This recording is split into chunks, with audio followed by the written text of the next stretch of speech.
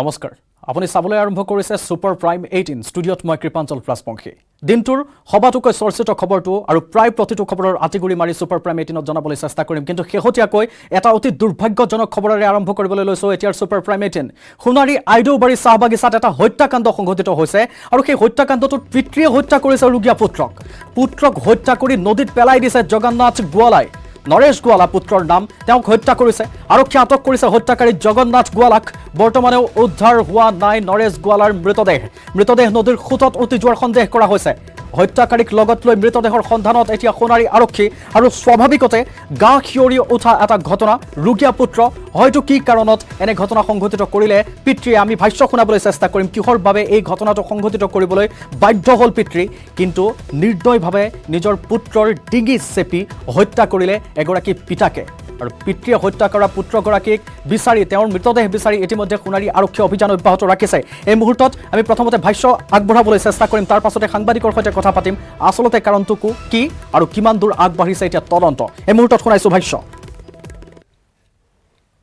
বেমাৰী আছিলে তেওঁৰ বয়স প্ৰায় 23-24 তেনেকুৱা হ'ব লাগে বেমাৰ মানে টিবি হৈছিলে একেবাৰে ক্ষীণমিন হৈ গৈছিলে আৰু মানে মৰিলেহেঁতেন তেনেকুৱাই আমি ধাৰণা কৰিছিলোঁ বাগানৰ ৰাইজেও মানে খোজ কাঢ়িব নোৱাৰে ক'ৰবাত যাব নোৱাৰে তেনেকুৱা অৱস্থা কি কাৰণত মাৰিলে সেই কথাটো মানে ইনকুৱাৰীতহে ওলাব কিন্তু সঁচা কথাটো মানে কি তেওঁ মাৰিছে বুলি তেওঁ সৰু ল'ৰাটোৱে নিজে কৈছে বোলে মাৰি পেলাই বস্তাত ভৰাই মানে সন্ধিয়া আৰু আন্ধাৰ হৈছে ঠিক সেইটো সময়ত তেওঁ নদীলৈ কান্ধত কঢ়িয়াই পেলাই লৈ গৈ নদীত উটুৱাই দিছে আৰু বাপেকেও সেই কথাটো স্বীকাৰ কৰিছে মইতো নদীত উটুৱাইছোঁ বুলি কিন্তু এতিয়ালৈকে মৃতদেহটো পোৱা নাই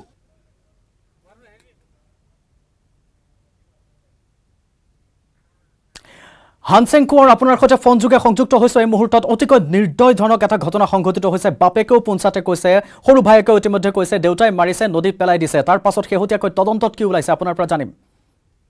হয় কৃপাঞ্জল এক হৃদয় বিদাৰক ঘটনা মানৱ সভ্যতাক আচলতে ভুলণ্ডিত কৰিব পৰা এই খবৰ আৰু ৰুগীয়া বৰপুত্ৰক পিতৃয়ে সৰু পুত্ৰৰ সৈতে মিলি হত্যা কৰি তাৰপিছত ঘৰৰ কাষৰ এখন নদীত উটুৱাই দিছে অতি শেহতীয়াকৈ আচলতে সমগ্ৰ ঘটনাৱলী যেতিয়া সোণাৰী আৰক্ষীয়ে তদন্ত অব্যাহত ৰাখিছে আৰু নদীত তেওঁলোকে আচলতে মৃতদেহটো পায় নেকি তাৰ সন্ধান অব্যাহত ৰাখিছে কিন্তু সামগ্ৰিকভাৱে ক'বলৈ গ'লে ৰুগীয়া পুত্ৰৰ বোজা কঢ়িয়াব নোৱাৰি পিতৃ আৰু সৰু পুত্ৰই মিলি পিনি আচলতে বৰপুত্ৰক হত্যা কৰিলে যাৰ বাবে এতিয়া চাঞ্চল্যৰ সৃষ্টি হৈছে সমগ্ৰ জিলাখনতেই আৰু এই পৰ্যন্ত আচলতে আৰক্ষীয়ে কোনো সংসূত্ৰ উলিয়াব পৰা নাই মৃতদেহৰ কাৰণ নদীৰ কোবাল সোঁতত হয়তো বহুত দূৰলৈ উটি যাব পাৰে যিহেতু বাৰিষাৰ বতৰ আৰু নদীত আচলতে ফেনে ফুটুকাৰে বাঢ়ি আছে আমি সকলোৱে জানো আৰু এনেতে এতিয়া মৃতদেহ উদ্ধাৰ হোৱা নাই কিন্তু অব্যাহত ৰাখিছে তেওঁলোকে যি অনুসন্ধান প্ৰক্ৰিয়া অব্যাহত ৰাখিছে কৃপাঞ্জল নিশ্চয় হানসেং কোঁৱৰ আপোনাক এই মুহূৰ্তত আমি ৰাখিম ধন্যবাদ নিদিওঁ আন এটা খবৰ আছে সোণাৰীৰ পৰা সেই খবৰটোৰ বাবে আপোনাক কিছু সময় ৰাখিম এই মুহূৰ্তত আমি নিউজ 18ৰ দৰ্শকক সেই খবৰটো প্ৰথমতে জনাই ল'ব বিচাৰিছোঁ আন এটা চাঞ্চল্যৰ খবৰ সোণাৰীৰ পৰা আহিছে হানসেং কোঁৱৰ আপুনি আমাৰ সৈতে লাইনতে থাকক আমি সেই বিষয়টো সন্দৰ্ভতো কথা পাতিবলৈ চেষ্টা কৰিম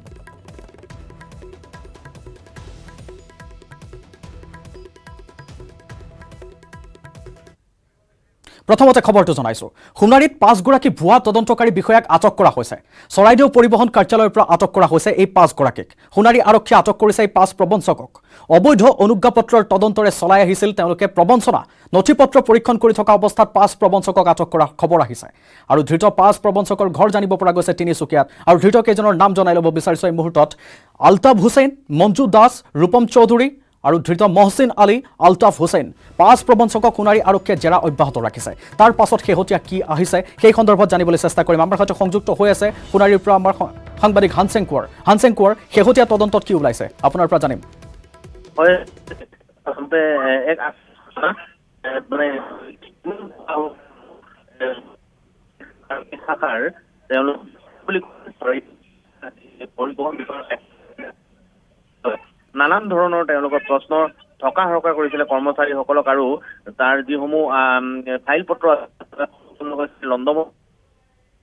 নিশ্চয়কৈ হানসেং কোঁৱৰ নেটৱৰ্কৰ অসুবিধাৰ কাৰণে আপোনাৰ মাতটো আমি অস্পষ্টকৈ শুনিছোঁ গতিকে এই মুহূৰ্তত আপোনাক ধন্যবাদ জনাইছোঁ আৰু আপোনাৰ কথাখিনি আমি বুজিবলৈ চেষ্টা কৰিছোঁ ইতিমধ্যে তেওঁলোকে এনেধৰণৰ ঘটনা সংঘটিত কৰিছিল পূৰ্বতো তেনেধৰণৰ ঘটনাৰ অভিযোগ আছে তেওঁলোকৰ বিৰুদ্ধে আৰু নিউজ 18ৰ দৰ্শকক শেহতীয়াকৈ জনালে দুটা খবৰৰ বিষয়ে জনালে হানসেং কোঁৱৰে আৰু পৰৱৰ্তী সময়ত আমি আৰু অধিক তথ্য লৈ আপোনাৰ ওচৰলৈ আহিম হানসেং কোঁৱৰ এই মুহূৰ্তত আপোনাক ধন্যবাদ জনাইছোঁ কাগজ পত্ৰ একো দেখুওৱা হোৱা নাছিলে তাৰপিছতে মই ক'লোঁ ঠিক আছে আপোনালোকে এটা কাম কৰক দ্বিতীয় কথা সুধিলে দ্বিতীয় নাই নেকি মই ক'লোঁ দ্বিতীয় অলপ বাহিৰত গৈ আছে চেকিং হ'ব লাগে তাৰপিছত মই ক'লোঁ ঠিক আছে আপোনালোকে এটা কাম কৰক আমাৰ অফিচ ক্লাৰ্ক আছে আপোনাক কিবা সুধিবলগীয়া আছে আপুনি তাত সোধক এঘণ্টা 1.5 ঘণ্টা পিছত আগবাঢ়ি মই ক'লোঁ ঠিক আছে মইতো চিনি নাপাওঁ মই কোন মানুহ হয় বোলে আহক চাহ খাই যাওক তেনেকুৱা চাহ অলপ খাই পঠিয়াই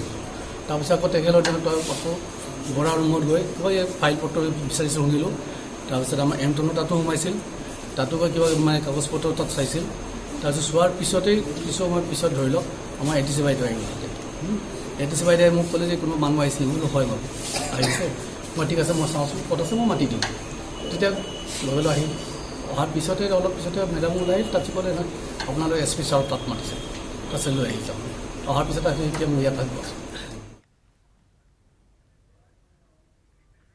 আন এটা খবৰ আপুনি মই নিতৌ পুৱাৰ ব্ৰেকফাষ্টত ব্যৱহাৰ কৰা ব্ৰেড একাংশ বেকাৰীত কিমান লেতেৰা পৰিৱেশত প্ৰস্তুত হয় সেয়া দেখিলে আপুনিও হয়তো ঘৃণাত নাক কোচাব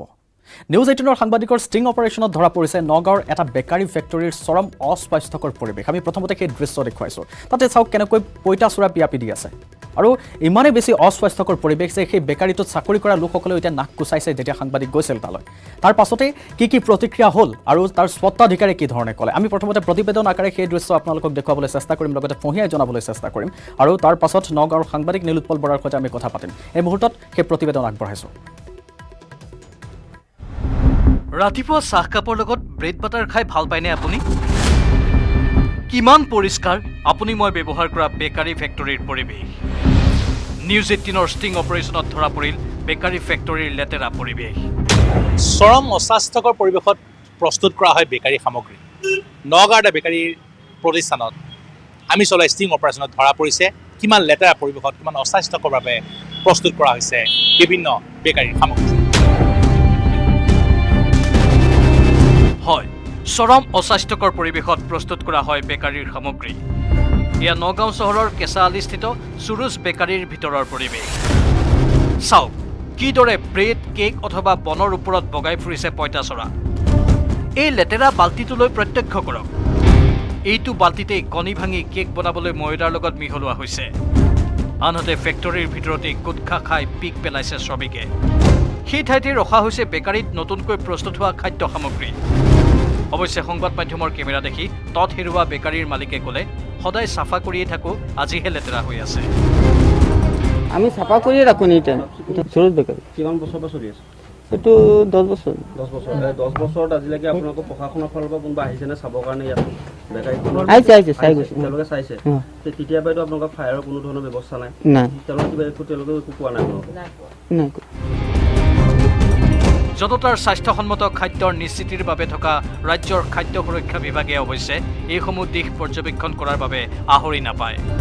কিন্তু এনে অস্বাস্থ্যকৰ পৰিৱেশত প্ৰস্তুত হোৱা ব্ৰেড পুৱাৰ ব্ৰেকফাষ্টত গ্ৰহণ কৰি নিতৌ ন ৰোগত আক্ৰান্ত হৈছে ৰাজ্যৰ জনসাধাৰণ এতিয়া প্ৰশ্ন হয় এই দৃশ্য প্ৰত্যক্ষ কৰাৰ পিছত পুৱাৰ চাহকাপৰ লগত আপুনি বাৰু ব্ৰেড বাটাৰৰ সোৱাদ ল'বনে নগাঁৱৰ পৰা Nilotpal Bora news 18 Assam north east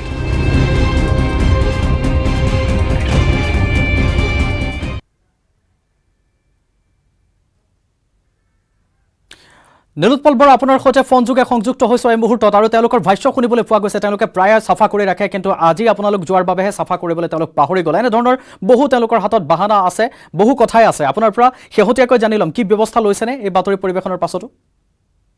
নিশ্চয়কৈ কৃপাঞ্জল ইতিমধ্যে এই বাতৰি নগাঁৱৰ জনসংযোগ বিভাগৰ দৃষ্টিগোচৰ হৈছে আৰু নগাঁও জিলা উপায়ুক্ত কাৰ্যালয়ৰ দৃষ্টিগোচৰ হৈছে হয়তো অহা কাইলৈ বেকাৰীখনৰ বিৰুদ্ধে ব্যৱস্থা গ্ৰহণ কৰা হ'ব কিন্তু এটা কথা ক'ব লাগিব যে যি অস্বাস্থ্যকৰ পৰিৱেশত যি চৰম লেতেৰা পৰিৱেশত যি খাদ্য প্ৰস্তুত কৰা হৈছে আমি দেখিছোঁ ব্ৰেড কেক এইসমূহ সামগ্ৰী যিসমূহ আমি নিতৌ ব্ৰেকফাষ্টত ব্যৱহাৰ কৰোঁ বা বিভিন্ন ক্ষেত্ৰত ব্যৱহাৰ কৰোঁ এইসমূহ খাদ্য সামগ্ৰী কিমান লেতেৰাকৈ প্ৰস্তুত কৰা হৈছে সেয়া দেখিলে হয়তো কোনেও ব্ৰেড খাবলৈ নিবিচাৰিব কিন্তু আমি এইখিনি আন এটা কথা কৈ থওঁ বহু ব্ৰেণ্ডেড কোম্পানীয়ে কিন্তু বহু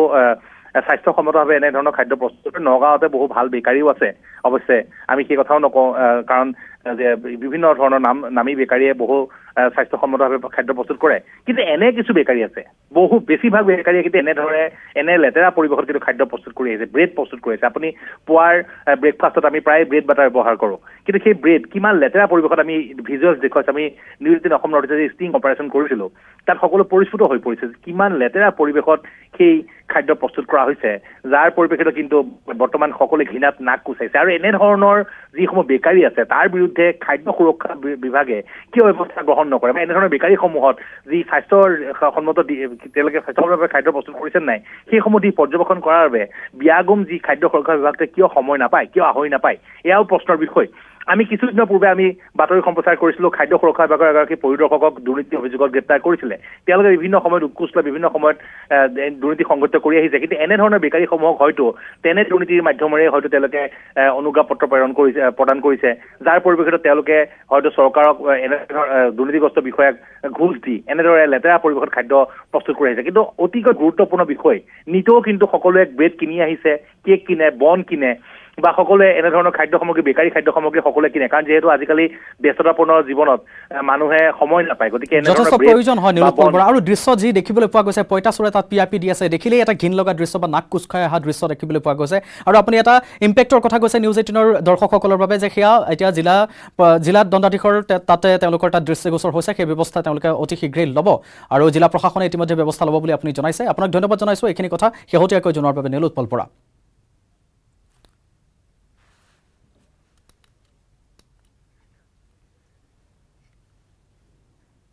সুপাৰ প্ৰাইম 18ত আন এটা উদ্বেগজনক খবৰ জানাবলৈ লৈছোঁ বঙাইগাঁৱৰ পৰা আহিছে সেইটো খবৰ ৰেলৰ দলঙৰ খুঁটাত বিসংগতি ধৰা পৰিছে মানিকপুৰৰ বাওবাৰীত বহিছে ৰেলৰ দলঙৰ খুঁটা বহি গৈছে দলংখনৰ তিনিটাকৈ খুঁটা দ্বৈত পথ নিৰ্মাণৰ বাবে দলঙৰ কাষত খনন চলিছিল প্ৰথমতে পাতিলা দহা আৰু বিজনী ৰেল ষ্টেচনৰ মাজতে ঘটনাটো সংঘটিত হৈছে ব্যাহত হৈ পৰিছে ৰেল যাতায়াত নিউ বঙাইগাঁও ৰঙিয়া গুৱাহাটীলৈ ব্যাহত হৈছে যাতায়াত পাতিলা দহা ষ্টেচনতে আবদ্ধ হৈ আছে নৰ্থ ইষ্ট এক্সপ্ৰেছ ৰেল যাত্ৰীৰ মাজত এতিয়া হাহাকাৰ পৰিৱেশৰ সৃষ্টি হৈছে যিকোনো মুহূৰ্তত এই দলংখন খহি যাব পৰাৰ আশংকা ব্যক্ত কৰিছে যাকে লৈ এতিয়া উদ্বেগজনক পৰিৱেশৰ সৃষ্টি হৈছে এয়া খবৰ আমি জনাইছোঁ বঙাইগাঁৱৰ পৰা বঙাইগাঁৱৰ ৰেলৰ দলঙৰ খুঁটা এতিয়া বিসংগতি ধৰা পৰিছে আৰু বহি গৈছে আৰু যদি দুই এখন ৰেল এনেকৈ তাত মেৰামতি কৰাৰ পূৰ্বেই যায় তেতিয়াহ'লে হয়তো দলঙৰ খুঁটাটো ভাগি পৰি এটা যথেষ্ট ভয়ংকৰ ঘটনা সংঘটিত হ'ব পাৰে আমি সেই সন্দৰ্ভত ফহিয়াই আৰু জানিবলৈ চেষ্টা কৰিম তাতে কৰ্মৰত লোকসকলৰ পৰা প্ৰতিক্ৰিয়া ব্যক্ত কৰিছিল আৰু তেওঁলোকৰ প্ৰতিক্ৰিয়া প্ৰথমতে জানিব বিচাৰিছোঁ সাংবাদিকৰ সৈতে আমি কথা পাতিম কি ব্যৱস্থা লৈছে ৰেল বিভাগে তথা প্ৰশাসনে এই মুহূৰ্তত আমি প্ৰতিক্ৰিয়া শুনাম ৰঙিয়াৰ পৰা অহাৰ পিছত একদম ট্ৰেইনখন একদম আগত গ'লে এই ব্ৰিজৰ ওচৰতে যাই ৰখাই তাৰপিছতে আৰু বেক কৰি আনিলে পৌনে 3টাত সোমাই গৈছিল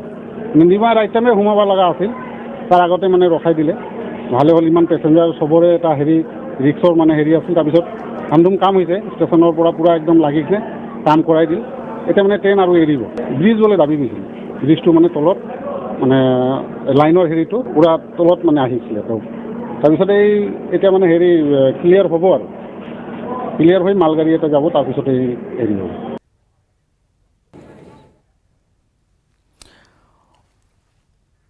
উপানন্দ শৰ্মা আপোনাৰ সৈতে সংযুক্ত হৈছোঁ ফোন যোগে আৰু যথেষ্ট উদ্বেগজনক এটা খবৰ উজনি নামনিৰ সংযোগ স্থাপন কৰা ইতিমধ্যে তেওঁলোকে দেখিছে যে ট্ৰেইনখন যাওঁতেও দাবি গৈছে বিৰাট এটা সংকটজনক পৰিৱেশত আছে ব্ৰিজখন বা দলংখন আপোনাৰ পৰা শেহতীয়াখিনি জানিম কি ব্যৱস্থা লৈছে কৰ্তৃপক্ষই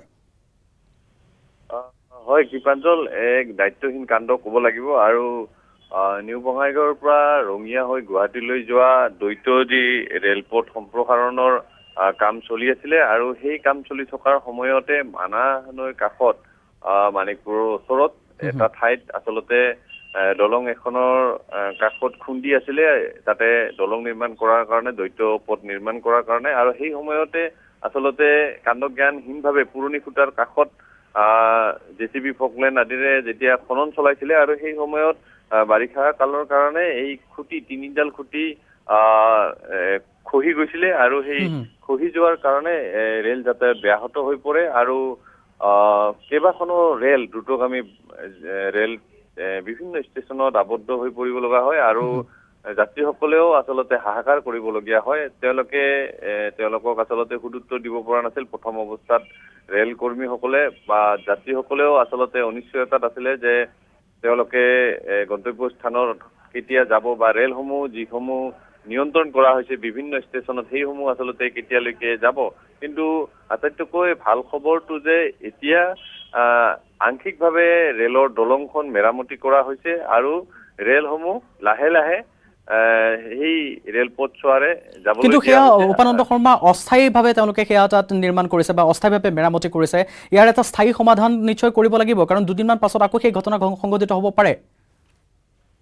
নিশ্চয় কৃপাঞ্জল আচলতে বিপদসংকুলে কথা ক'ব লাগিব যিহেতু ৰেলৰ 3ডালকে খুঁটি তাতে বহি গৈছে আচলতে বিপদসংকুল যাত্ৰা কিন্তু ৰেল বিভাগে কৈছে যে তেওঁলোকে আংশিক মেৰামতি কৰিছে আৰু সেইখিনি তেওঁলোকে সময় উলিয়াই মেৰামতি কৰিব আনহাতে বিকল্প পথ যেহেতু গোৱালপাৰাৰ হৈ নিউ বঙাইগাঁও হৈ এটা বিকল্প পথ আছে তেওঁলোকে অধিক সংখ্যক গাড়ী সেইফালেদি তেওঁলোকে যাতায়াত কৰাৰ ব্যৱস্থা কৰিব আৰু এইখিনি তেওঁলোকে সোনকালে ক্ষিপ্ৰতৰ মেৰামতি কৰিব বুলি জনাইছে ইতিমধ্যে ৰেল কৰ্তৃপক্ষই এটা ভাল খবৰ আৰু ইতিমধ্যে আপুনিও গোটেইখিনি কথা ফঁহিয়াই জনাইছে গতিকে বৰ বিশেষ এটা চিন্তাৰ কথা নাই যাত্ৰা এতিয়া অব্যাহত আছে আপোনাক ধন্যবাদ জনাইছোঁ উপানন্দ শৰ্মা এই মুহূৰ্তত যাব পাৰিব কাৰণ অব্যাহত নাছিল বঙাইগাঁও ৰঙিয়া গুৱাহাটীলৈ ব্যাহত হৈ আছিল যাতায়াত এতিয়া কিছু পৰিমাণে যাতায়াত সুচল হৈছে আৰু ৰেল যাত্ৰীসকলৰ চিন্তাৰ কিছু কাৰণ নাই কোনো কাৰণ নাই কিন্তু স্থায়ী সমাধানৰ বাবে কৰ্তৃপক্ষই কাম কৰিব বুলি ইতিমধ্যে জনাইছে সাংবাদিকক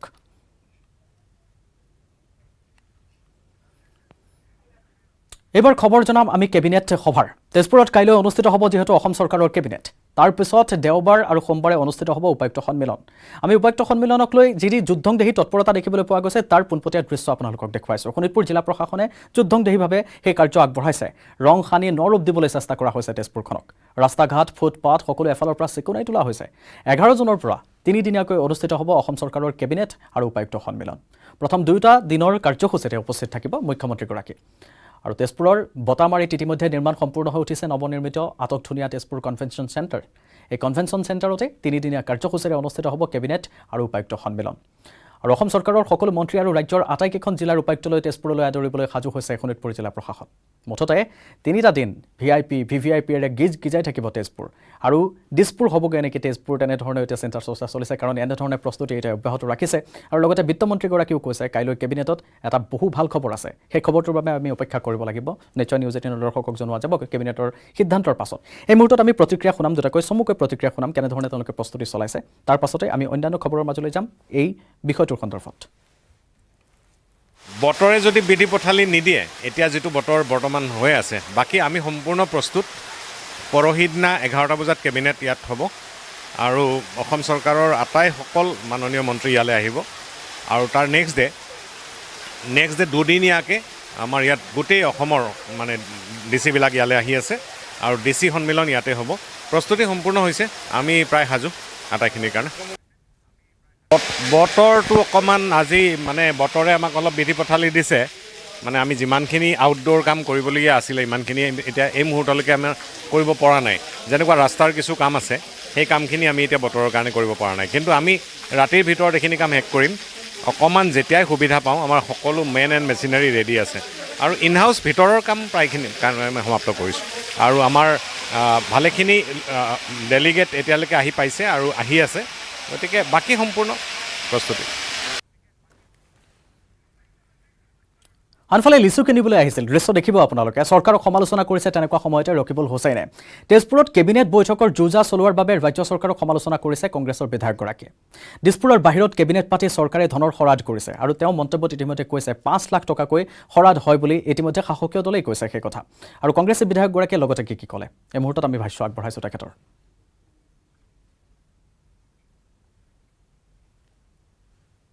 নতুন কি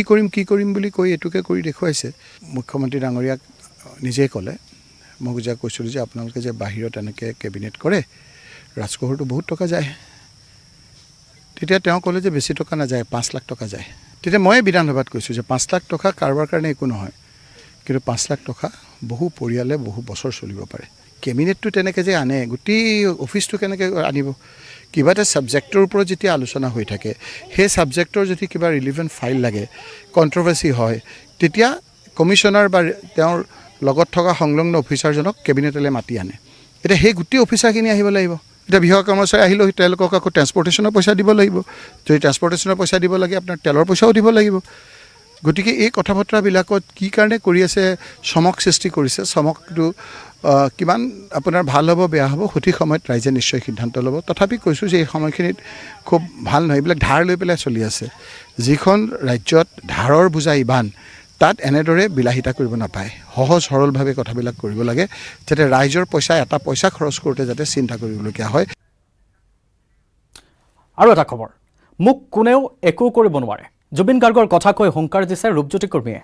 মুখ্যমন্ত্ৰীক সাক্ষাতৰ পিছতে জেললৈ যোৱাৰ প্ৰসংগ মৰিয়নিৰ বিধায়ক ৰূপজ্যোতি কুৰ্মীৰ। CM ভিজিলেন্সৰ লোকক কাটা বিস্কুট খুৱাই পঠিয়াম বুলিও উপহাস কৰিছে বিজেপি বিধায়কগৰাকীয়ে। ফহিয়া এই মুহূৰ্তত চাওঁ আহক। ৰূপজ্যোতি কুৰ্মী 5 বাৰৰ MLA। ৰূপজ্যোতি কুৰ্মী 5 বাৰৰ MLA, মই আপোনাক আৰু তাতকে কি বুজাম? ৰূপজ্যোতি কুৰ্মী 5 বাৰৰ MLA। ৰূপজ্যোতি কুৰ্মীক কোনেও একো কৰিব নোৱাৰে, চিন্তাটো কৰিব নোৱাৰে, মোক ইমানে ক'লো। ৰূপজ্যোতি কুৰ্মীয়ে মাৰ্বল খেলি বিধায়ক হোৱা নাই। মাৰ্বল গুটি খেলি, এই টাং গুটি খেলি পেলাই ৰূপজ্যোতি কুৰ্মী এই চেহেৰাটো কোনোবাই চাই পেলাই মই ভোট দিয়া নাই। ৰূপজ্যোতি কুৰ্মীক কোনেও হৰুৱাব নোৱাৰে। জিকিমেই। জুবিন দাই কয় যে ঘেণ্টাও কৰিব নোৱাৰে জুবিন দাক, তেনেকৈ ৰূপজ্যোতি কুৰ্মীক ঘেণ্টাও কৰিব নোৱাৰে, মই জিকি থাকিম। ৰূপজ্যোতি কুৰ্মীক কোনেও এৰেষ্ট কৰিব নোৱাৰে। ৰূপজ্যোতি কুৰ্মীক তেতিয়াও এৰেষ্ট কৰিব নোৱাৰিলে, ৰূপজ্যোতি কুৰ্মীক এতিয়াও এৰেষ্ট কৰিব নোৱাৰে, কাৰণ এৰেষ্ট কৰা কোনো ৰূপজ্যোতি কুৰ্মীয়ে ভুলেই কৰা নাই। ইমান তৰ্জন গৰ্জন কিয় ৰূপজ্যোতি কুৰ্মীৰ? ৰূপজ্যোতি কুৰ্মীয়ে বিধায়ক পুঁজিৰ ধনৰ অপব্যৱহাৰ কৰা বুলি উঠা এক অভিযোগৰ তদন্ত ঘোষণা কৰিছিল প্ৰাক্তন মুখ্যমন্ত্ৰী সৰ্বানন্দ সোণোৱালে। ইয়াৰ পিছতেই ৰূপজ্যোতি কুৰ্মীৰ মৰিয়নিৰ বাসগৃহত উপস্থিত হৈছিল CM ভিজিলেন্সৰ দল। কিন্তু ৰূপজ্যোতিৰ দাবী, CM ভিজিলেন্সৰ দল তেওঁৰ ঘৰলৈ যোৱাই নাছিল। কাটা বিস্কুট দি পেলাই মই চাহ খুৱাম পাৰিম CM ভিজিলেন্সৰ মানুহক। বিধায়ক পুঁজিৰ অপব্যৱহাৰক লৈ ৰূপজ্যোতি কুৰ্মীৰ দাবী, যিজন জধামূৰ্খ দোলেন নায়ক নামৰ এজন মানুহে এই আপত্তিটো ৰখাইছিল, তেওঁ কোনোবাই চাগে ক'লে কমিউনিটি হলৰ নামত টকা লৈ যায় আৰু কাম কৰা নাই, কাৰণ চকুৱে কমিউনিটি হল দেখা পোৱা নাই। শুকুৰবাৰে এই অভিযোগ সন্দৰ্ভত ৰূপজ্যোতি কুৰ্মীয়ে সাক্ষাৎ কৰিলে মুখ্যমন্ত্ৰী হিমন্ত বিশ্ব শৰ্মা। চাহ খাইছোঁ একেলগত, আৰু মোৰ যি এবছৰে খতিয়ান এই কিতাপখন ময়ো তেখেতক দাখিল কৰিলোঁ। মুখ্যমন্ত্ৰীয়ে ক'লে, এমাহৰ ভিতৰত তদন্ত হ'ব, দোষী হ'লে জেলো যাব লগা হ'ব পাৰে। যদি মই জেলত যাব লগা হয়, মই জেলত যাব লাগিব। ডক্টৰ হিমন্ত বিশ্ব শৰ্মা ডাঙৰীয়া মাননীয় মুখ্যমন্ত্ৰীয়ে কৈছে এমাহৰ ভিতৰত বোলে অসমৰ ৰাইজক মানে খতিয়ান মানে দাঙি ধৰা। মুখ্যমন্ত্ৰীৰ সিদ্ধান্তক আদৰণি জনাই ৰূপজ্যোতি কুৰ্মীয়ে ক'লে, জেল যাব লগা হ'লে যাবলৈ তেওঁ সাজু। মই যদি ভুল কৰিছোঁ ময়ো জেলত যাম, মইতো মাননীয় মুখ্যমন্ত্ৰী মই আদৰণি জনাইছোঁ। কংগ্ৰেছৰ দিনৰ বিধায়ক পুঁজিৰ অনিয়মৰ তদন্ত চলাইছে বিজেপিয়ে। অপদস্থ অনুভৱ কৰিছে নেকি ৰূপজ্যোতি কুৰ্মীয়ে? মই কোনো অপমান মানে অনুভৱ কৰা নাই। ৰূপজ্যোতি কুৰ্মীৰ মতে মুখ্যমন্ত্ৰীৰ সিদ্ধান্ত উচিত সিদ্ধান্ত। কেৱল ৰূপজ্যোতি কুৰ্মীয়েই নহয়, প্ৰতিজন বিধায়কৰে হওক বিধায়ক পুঁজিৰ ধনৰ ব্যৱহাৰৰ তদন্ত। মইতো ক'ম অসমৰ প্ৰত্যেকজন বিধায়ক এলেকাৰ উন্নয়ন পুঁজি সদব্যৱহাৰ হৈছে নাই, এইটো চাব লাগে। সৰ্বানন্দ সোণোৱালে ভুল কৰিছিল, আপুনি নকৰিব। হিমন্ত বিশ্ব শৰ্মাক কি নকৰিবলৈ আহ্বান জনালে ৰূপজ্যোতি কুৰ্মীয়ে। পূৰ্ব মুখ্যমন্ত্ৰী সৰ্বানন্দ সোণোৱাল ডাঙৰীয়াই এটা ভুল কৰি গৈছিল যে 2011 চনৰ পৰা এনকুৱাৰী দিছে। আপুনি কিন্তু মই অনুগ্ৰহ কৰি আপোনাক আহ্বান জনাইছোঁ, তেখেতক মই হাত জোৰি পেলাই আহ্বান জনাই আহিছোঁ যে আপুনি কিন্তু 2006 চনৰ পৰা এনকুৱাৰী পূৰা দিয়ক, আৰু আজি পৰ্যন্ত 2022 চনলৈকে এনকুৱাৰী দিয়ক। ইফালে ৰূপজ্যোতি কুৰ্মীৰ ঘৰত ভিজিলেন্সৰ দল উপস্থিত হোৱাৰ পিছতে এতিয়া বিৰোধী বিভিন্নজনে এৰিছে টিকা টিপ্পনী। ৰূপজ্যোতি কুৰ্মীয়ে আকৌ এবাৰ ক'লে, মায়ে তেওঁক কি শিকাইছিল? মোৰ মায়ে শিকাই থৈ গৈছিল অতিথি আপ্যায়নটো খুব দৰকাৰ, যি আছে তাকে খোৱা। বিজু কুমাৰ ডেকাৰ